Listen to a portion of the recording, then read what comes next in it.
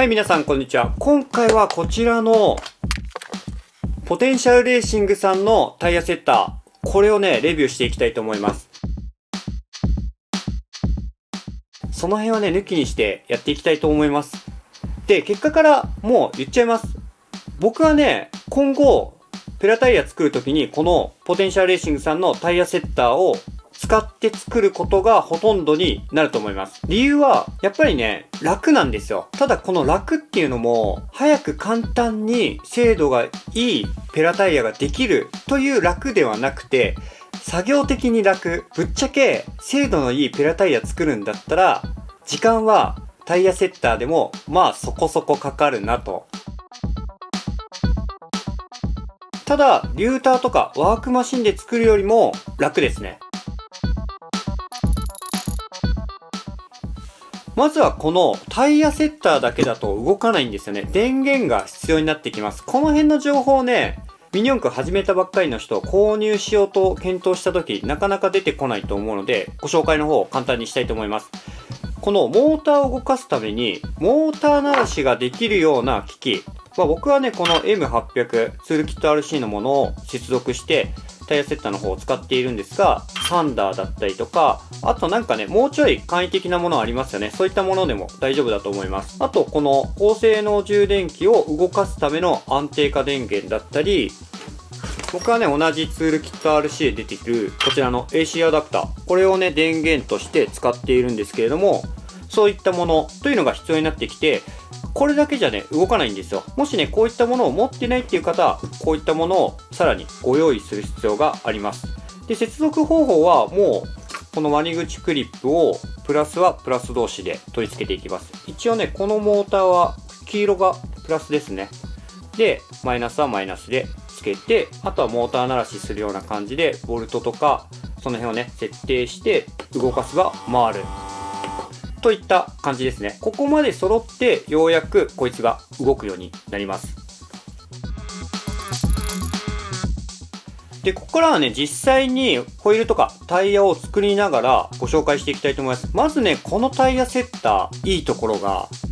このホイールの面出し、これがね、すげえ簡単なんですよ。これはね、マジで感動しました。ホイールって、今、画面右上に向かって少しね、テーパーになってるんですよね。このまんまタイヤを取り付けると、タイヤもこれに倣ってテーパーになります。そこからね、タイヤを削って面を出していけば、タイヤ自体は水平になっていくんですが、このホイールから僕はね、結構水平にしていくんですよ。これがね、すごい楽です。あと、このリム削るのもめちゃめちゃ早いです。ということでね、まずね、その辺やっていきたいと思います。でね、削りカスがね、結構飛ぶんで、僕は、この A4M 型、大きさはね、使いやすいのでいいと思うんですが、100均で買ったものなんですが、これを下に引いて、作業の方をしていきたいと思います。それで下側に、一応ね、ゴムマット、振動防止ですね。ちょっとね、近所迷惑とかになると嫌なんで、こういったものを置いて、作業の方をしていきます。こんな感じですかね。今回使うのはこちらのピンタイプのホイール。これはもうホイール貫通してあるものですね。ホイール貫通しないとタイヤセッターの方に取り付けができないので、ホイール貫通はしていただいて、ここの突起している部分、長いのと短いのがあるんですが、この短い方に六角シャフトが入るところ、ここを入れていきます。こんな感じですね。で、これをグッと押し込んで止めるんですけれども、ここね、ちょっと遊びがあるんですよ。わかります？ここ。これをね、奥側に寄せて僕は固定します。というのも、遊びがある状態で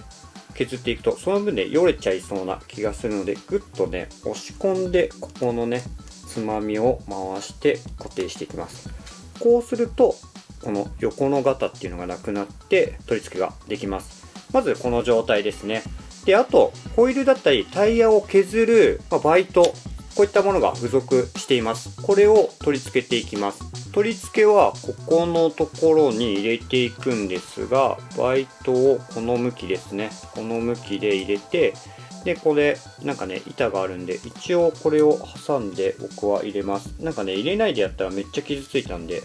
入れるようにしました。で適当なところで固定していくんですが、このバイト自体もこういう風にね斜めにならないようにこっち側にねしっかり押し当ててから、こちらも付属している六角レンチで固定していきます。グッグッとね。でこれでセッティングが完了になります。でこちらのタイヤセッター、回転数モーターのね調整するのはこっちの充電器の方、ボルトでね今2ボルトになっているんですが、3ボルトにすれば回転が速くなって、4ボルトにすればもっと速くなる、1ボルトにすると遅くなる、そんな感じでね調整していきます。僕はね基本的にリム削るんだったら別に3ボルトでもいいかなっていうところですね。タイヤの粗削りとリム削るのは3ボルトでやってってます。なのでこっちの設定を3ボルトに変えて、で今度ねここの刃、ポテンシャルレーシングさんのやつどれぐらいね刃が出ているのか、そういったねメモリとかはないので、ここはねこの回してここをまず面に合わせていきます。で今度刃をホイールの方に出していって、ホイールの一番外側、今だと画面の一番右側、ここの面に当たるか当たらないかぐらいのところにバイトの刃を当てていきます。これで一回刃をずらしてホイールを回して、あとはグイーンとで削っていきます。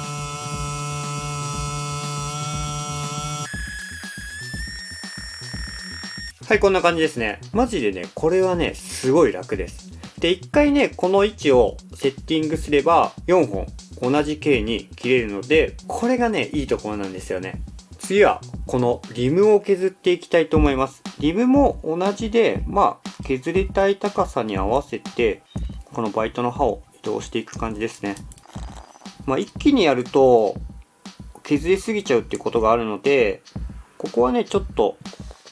何回かに分けてやった方が寸法はね出しやすいと思います。今回はとりあえず適当にカットしていきたいと思います。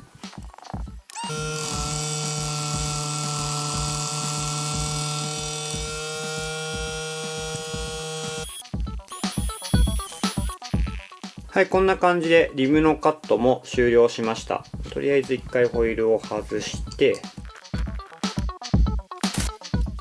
こんな感じですね。綺麗じゃないですかね。もうこれでね、わかります？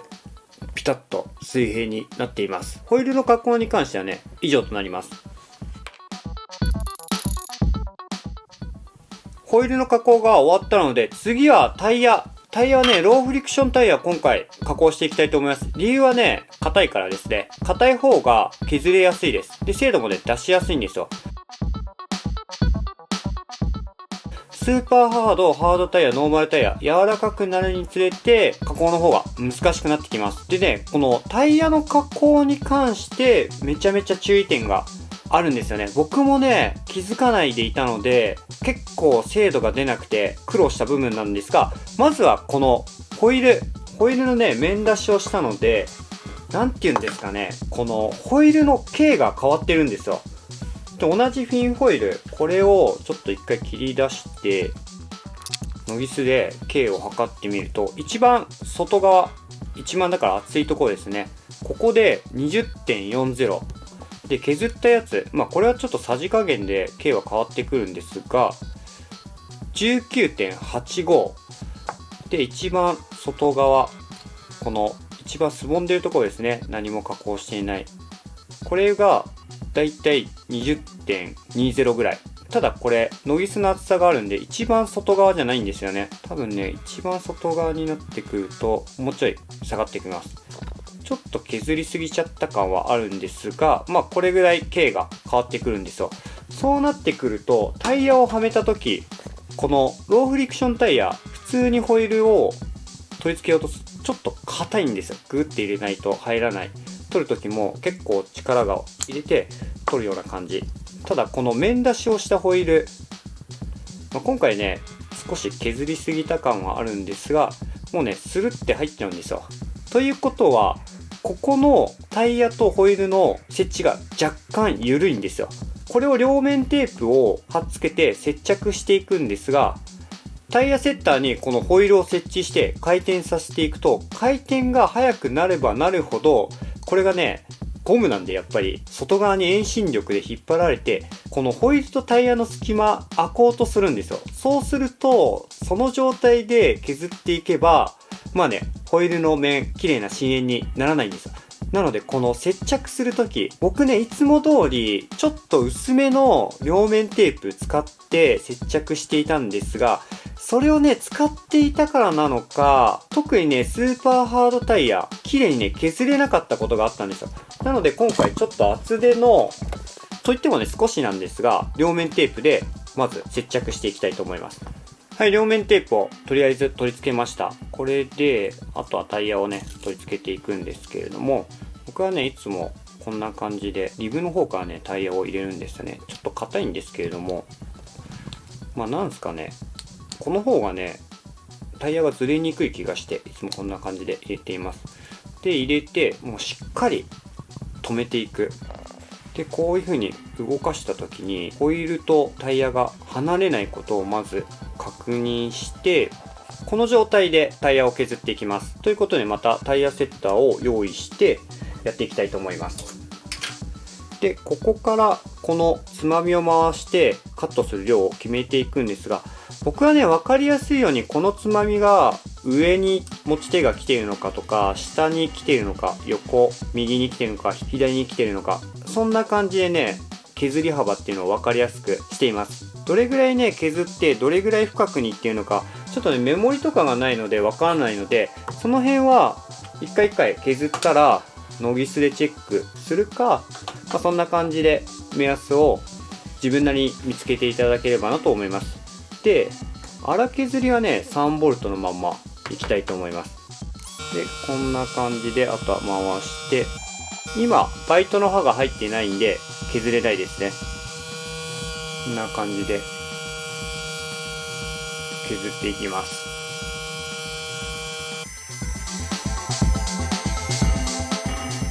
はい、とりあえず一旦削るとこんな感じですね。ちょっと見ていただいてわかるかな。削れてるところと削れてないところがあるんですよ。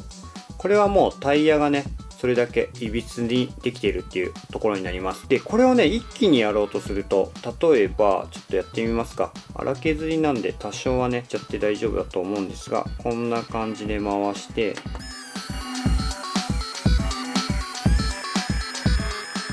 はい、こんな感じになります。わかります？ここにね、くっついたまま残っちゃうんですよ。これって結局、ゴムが、バイトの刃が入ることによって、ちょっとね、なんていうんですかね、引っ張られている。なので、この端側が削れないんですよね。これ削り込む量が多いので、多分こういう風になるんだと思います。なので、こうなったらもうね、一回ね、外して、もう手でね、ビチビチって僕は取っちゃうんですけど、こんな感じですね。こういう風になります。ただパッと見はね、すごいね、削れてるように見えるんですよ。で、現状今タイヤ径の方はこんな感じ 24.81 でね、正直ね、バイトでね、面を整えるのは僕は難しかったです。こんな感じ。まあなんかパッと見少し面が斜めな感じもしないでもないですよね。この辺がね、一気に削るとこういう形状になっていくんだと思います。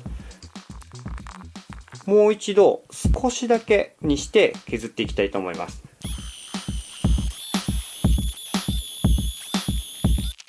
はい、こんな感じで、まあね、薄皮みたいなのがやっぱりね、できましたね。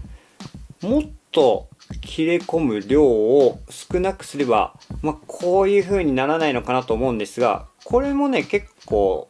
ちょっとしか削ってないと思うんですね。もう一回ちょっとノギスで測ってみたいと思います。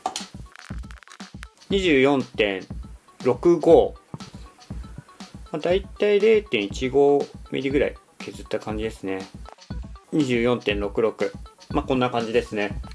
で、表面はこんな感じ。先ほどよりは面は綺麗になったかなと思いますが、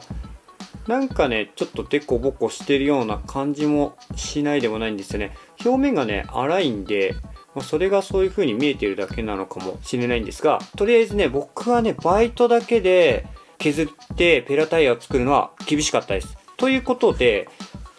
これ買いました。というよりも、ポテンシャルレーシングさんのタイヤセッターでどういう風にしたら綺麗なペラタイヤができるのか調べていたら、MRF さんのこの誉れのヤスリがついたこういった削る工具というのがね、あったみたいなんですよ。今でもあるのかもしれないんですが、ちょっとね、購入方法がわからなかったのと、いつ届くのかもわからなかったので、僕はね、今回、塩見板金さんのものを購入しました。これもね、誉れのヤスリ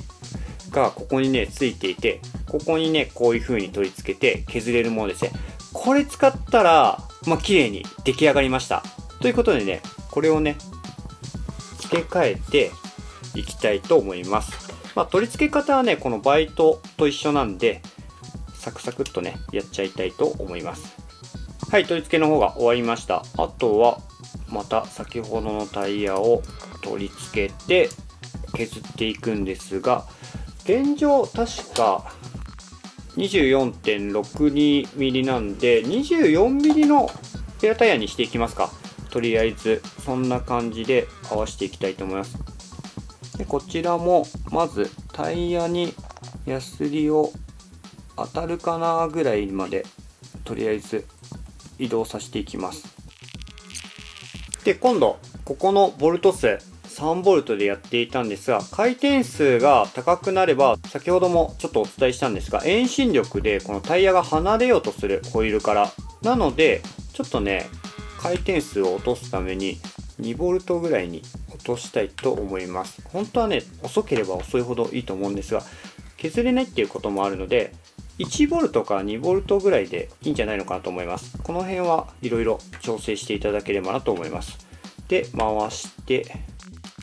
これだと当たってないので、はい、当たりましたね。これで削っていきます。もう本当にゆっくりゆっくり少し進んでちょっと戻ってっていう感じで削っていきます。ただ現状当たりすぎている気がするのでちょっと戻して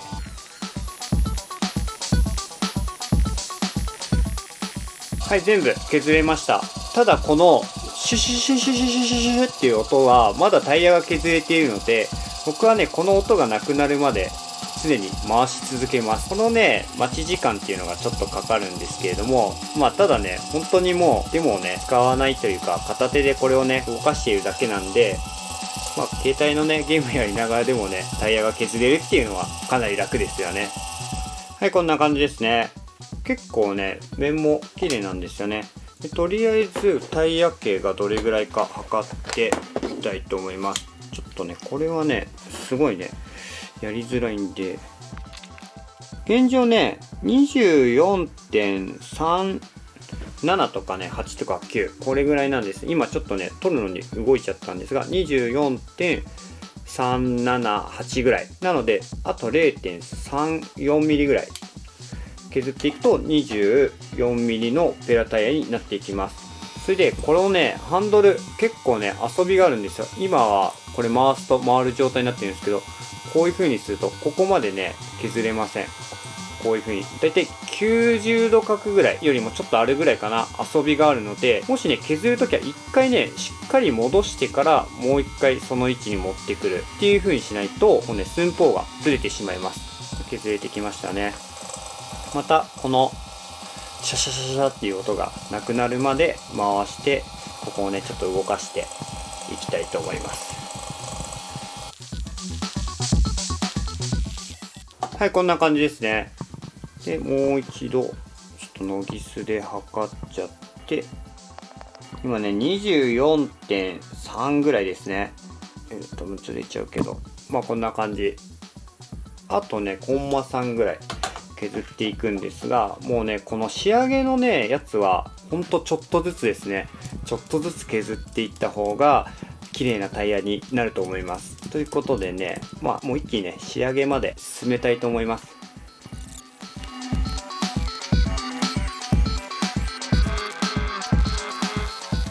はい、だいたい削り終わりました。ただちょっとね、削りすぎちゃって、23.84mm まで削っちゃいましたね。もうちょいね、手前で1回削って測ればよかったんですが、で、この削った時のこのハンドルの位置を覚えておいておけば、あと4つ同じ径で全部削ることができます。このね、一番最初1個目だけがね、結構いろいろね、調整しなきゃいけないので大変なんですが、この後のね、3本はね、めちゃくちゃ楽ですね。ということで、ここまでね、削ったら、径を変えずに 1V ぐらいに1回回転数を落とすためにボルト数を落として回して、あとはしばらくこう削れるまで僕はね置いておきます。このまんまたまにねこうやって動かしていくといった感じですかね。はい、こんな感じで削れました。どうですかね。面もやっぱり誉れやすいで削っているのですごいね綺麗ですよね。ちょっとね角がねかなり角張っているので、この辺ね少し取っておきたいなと思うとこなんですが、とりあえずね、23.8mm ぐらいでしたっけ。ちょっともう一回測ってみますか。23.83mm のペラタイヤが出来上がりました。ちょっとね 24mm 目指したんですが削りすぎちゃいましたね。ポテンシャルレーシングさんのタイヤセッターでのペラタイヤの作り方、僕のやり方なんですけど、こんな感じです。タイヤはねこんな感じ、綺麗ですよね。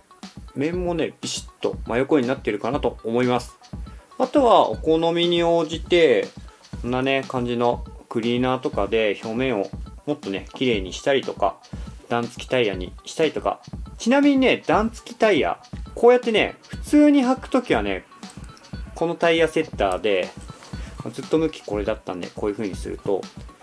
こうやってね折ってね削っていけるんですけれども、逆履きの時で段をね内側に持っていきたい時、こういう風にね取り付けられないんですよ。ここのねここがホイールが入るところで、これがねホイールのねこの多分内側に入って押さえるところなんですが、この押さえがね邪魔になってしまうので、なんかね調べていたらこれカットして取り付けても問題ないので、逆履きで段付きタイヤ、もしポテンシャルレーシングさんのこのタイヤセッターでやりたい場合はこれを切ってデューターとかでねここの面を整えて使っていただければなと思います。僕はねもうちょっとね切るのがなんかね不安なんで、こういう風にねデューターに取り付けられるようにして段付きの方は手作業でやっています。あとはねこういったメラニンスポンジでねもう少し表面を滑らかに整えてあげたり、先ほども言ったんですがクリーナーとかね、僕はねこんな感じでちょっとメラニンスポンジに染み込ませて、これね飛ぶんですよね、すごい液が。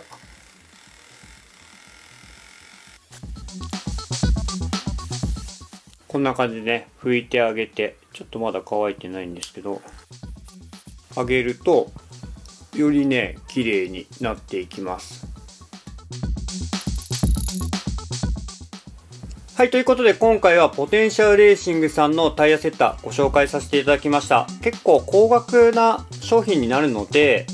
購入を検討する際の参考になれば幸いです。このセッターを使ったからめちゃくちゃいいペラタイヤができるかというと、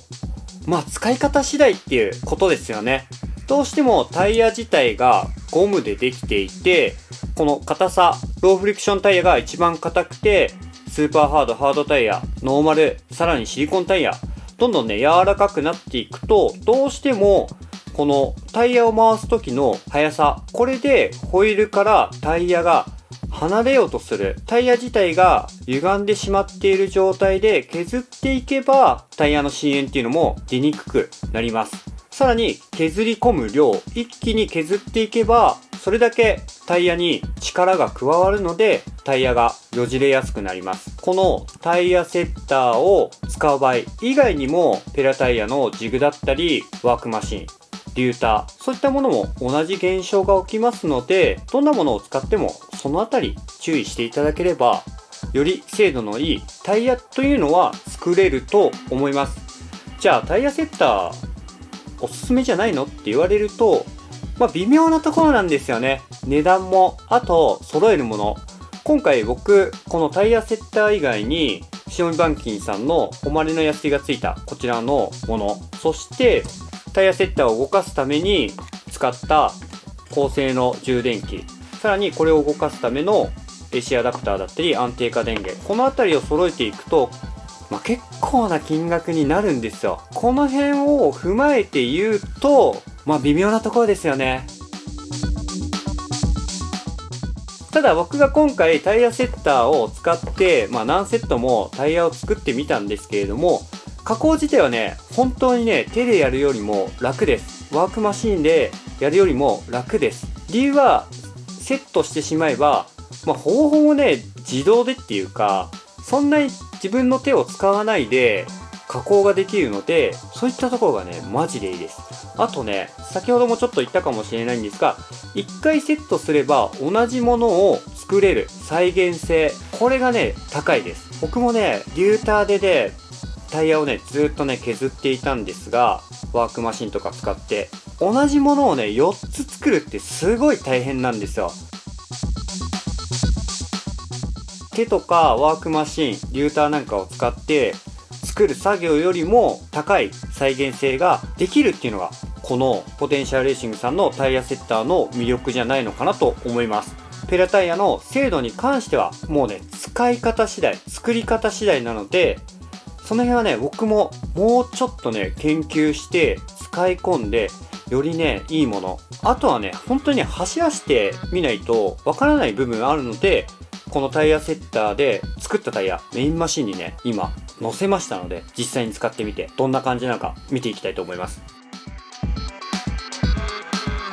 今回はこんな感じで終わりにしたいと思います。いやね、タイヤセッターね、手に入れるまで使い方とか、いろいろね、疑問に思ってることあったんですよね。まずね、モーターで駆動させるんで、この削る時のスピードとか調整できるのかなとか、どうやって固定しているのかなとか、この辺の動きのスムーズさとか、やっぱりわからないことがあって、で使い方次第ではいろいろね、まだまだできることあると思うんですよね。なんかね、これをね、ただペラタイヤに使うのはもったいないような気がするんですよ。他にもね、なんかいろいろできそうですよね。なんかね、ちょっとね、見ていたら、ポテンシャルレーシングさんの LINE グループでしたっけ？ LINE の方だと、これにローラーを取り付けて、ローラーの加工、結構ね、ローラーのフェンスのコースに当たる面をね、整えたりするのも精度必要なんで、それがね、できるようにするみたいなね、情報もあったので、それもね、楽しみですよね。いや、マジでね、ローラーの加工ね、いつも手でやってるんですけれども、リューターで。できてんのかどうかね、ちょっと謎なんでね、こういったものが使えると、またね、再現性が高いので、左右のローラー系を合わせたりとか、そういうのもね、しやすくなるかなと思います。今後もね、そういったいろんなね、アフターパーツ出てくる可能性がありますので、その辺も楽しみにしてみたいと思います。それでは最後まで見ていただきありがとうございます。この動画が良ければグッドボタン、そしてチャンネル登録もしていただけたらありがたいなと思います。